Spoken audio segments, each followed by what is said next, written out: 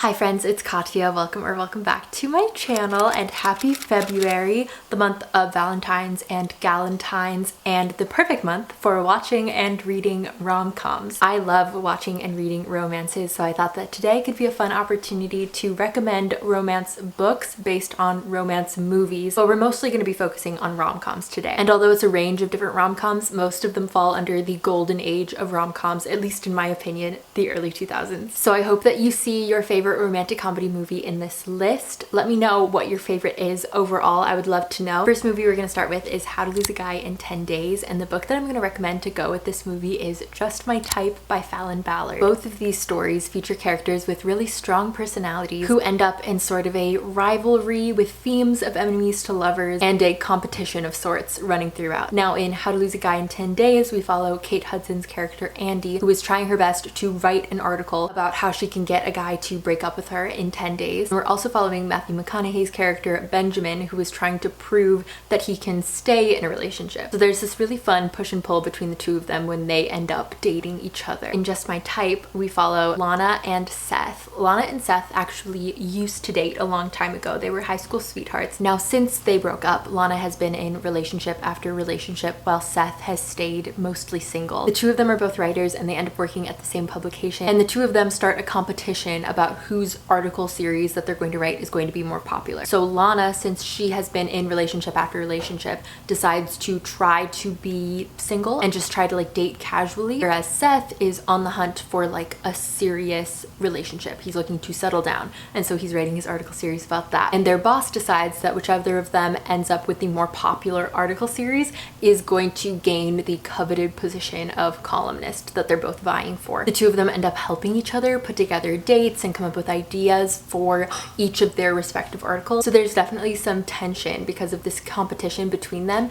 They're rivals, they're veering on enemies, and there's this building tension as they realize that maybe they don't like hate each other as much as they thought they did. So in terms of the tension, the rivalry, the fun, the fact that both of them circle around this idea of journalists writing articles about relationships, I think that if you like those things about How to Lose a Guy in 10 Days, you would also like Just My Type. Next we have Notting Hill. This is one of my ultimate comfort movies. It is so cozy to me. We follow Hugh Grant, lowly bookstore owner, who falls in love with Julia Roberts, famous movie star. Similarly, in Funny You Should Ask, Gabe Parker, kind of an action hero, Marvel level celebrity, ends up meeting our main character because she is a journalist. Again, that is a running theme throughout so many rom-coms, but she's a journalist who is interviewing him for a magazine, I believe, and they actually end up having this whirlwind sort of weekend because there's so much chemistry between the two of them, and she's not sure like how much he feels for her because she says, oh, like he's a celebrity, he would never want to be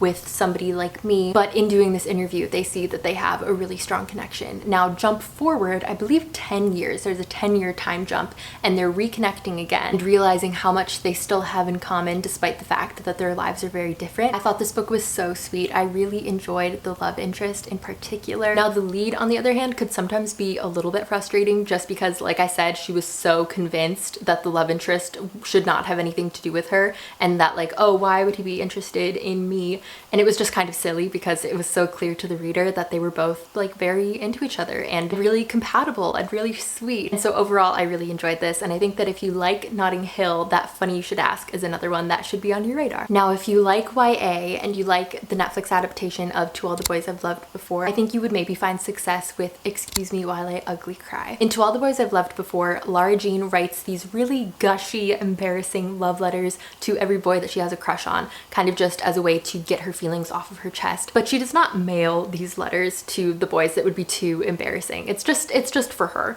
and she hides the letters in a hat box. But one day all of the letters are sent out without her knowledge, and so now suddenly she has all these boys coming up to her and talking to her about these very, like I said, embarrassing, mushy letters that she had written. Excuse Me While I Ugly Cry is also a book about diary entries of sorts getting into the wrong hands. We follow our main character Quinn, who writes lots and lots of lists. She writes lists about everything from like people that she has crushes on to like things she would never admit out loud, and she writes them all down in her journal. But one day her journal goes missing, and the lists that she has written down in this journal end up on this anonymous Instagram account, and they're posting all of these entries, and she's becoming more and more mortified. And she realizes that the last person that she was with when she last had her journal was a boy in her class named Carter, and so she enlists his help to try and figure out what happened to her journal and how she can stop people from posting all of these, like I said, very embarrassing lists. In terms of premise, both this book and this movie are very similar, but also just in terms of tone. They're both so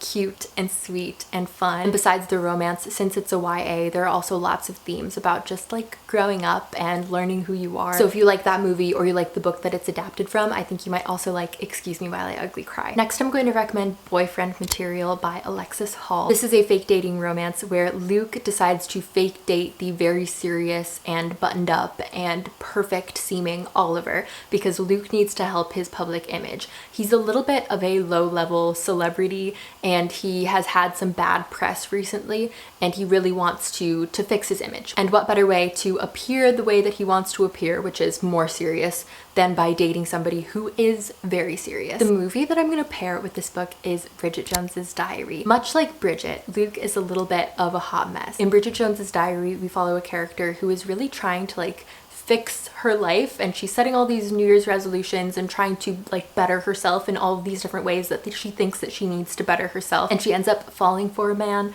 who likes her just as she is. I watch this movie probably twice a year, 2 or 3 times a year. It's like inconsistent rotation, especially around the holidays. Like we hit Thanksgiving and immediately all I want to do is watch Bridget Jones's Diary. But it reminds me of Boyfriend Material because both feature one character who is very kind of off the wall, a little bit kooky, a little bit like not put together, and then one character who is almost a stick in the mud in how serious and rule following they are. But it makes for a really fun and cute dynamic, this opposites attract sort of thing, which I really love. Now for something a little bit more supernatural. If you have seen the movie Just Like Heaven starring Mark Ruffalo and Reese Witherspoon, you know that this is a movie about a man, Mark Ruffalo, who moves into a new apartment and finds that there's already a woman there. She says that she lives in this apartment and oh my goodness, who are you? Please get out. But it's not her apartment anymore. She is a ghost. And so Mark Ruffalo is rooming with the ghost, Reese Witherspoon. On the other hand, in The Dead Romantics by Ashley Poston, we follow our main character, Florence. Florence is a ghost writer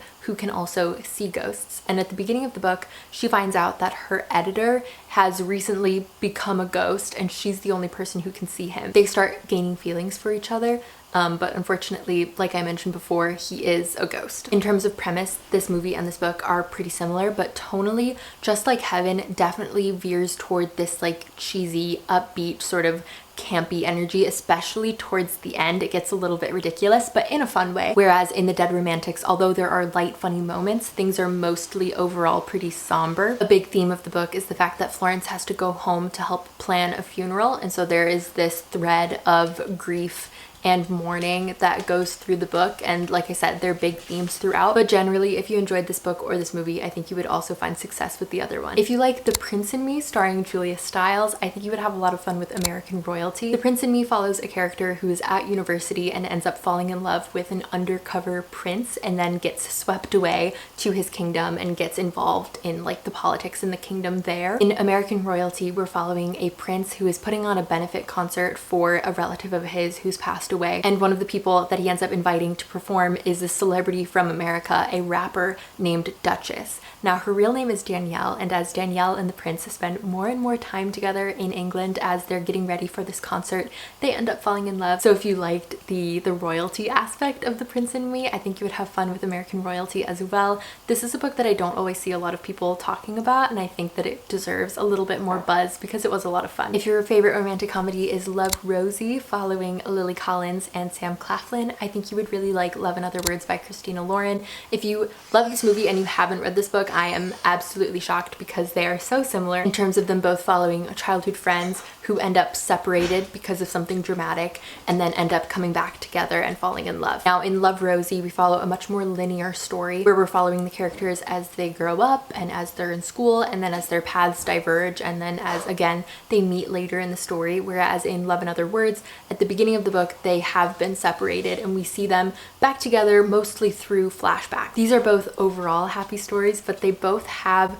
a little bit of darkness to them. They're both much more emotional than a lot of the other ones that I've talked about on this list. Besides Love and Other Words, I also want to mention People We Meet on Vacation as a friends to lovers romance recommendation. Not because I don't think that people have already heard of it, because I'm sure that they have. I feel like I never shut up about it because it's just one of my favorite books of all time.